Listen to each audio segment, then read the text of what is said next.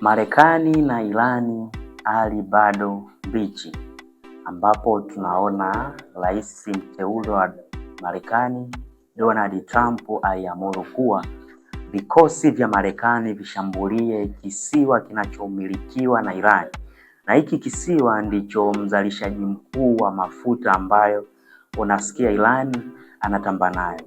Mapipa ya mamilioni huzalishwa kila siku na kuuzwa nje ya nchi mbalimbali ambazo Irani huwa anafanya kazi ya kuuza nao kibiashara.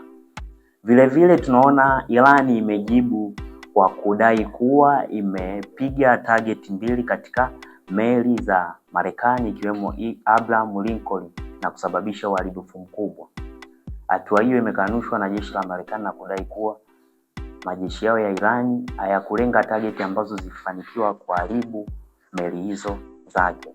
Na pia msemaji wa jeshi la Marekani kupitia CENTCOM kwenye mtandao wa X alisema kuwa meli hizo bado zinafanya kazi vizuri. Vile jeshi la Irani la wanamapinduzi IRGC liliachia video ya operesheni katika kurusha makombora kuelekea meli hizo.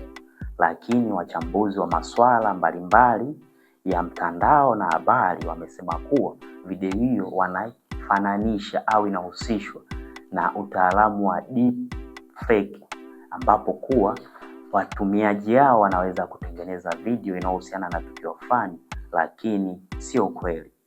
Una maoni gani? Umeona nini? Umesikia nini?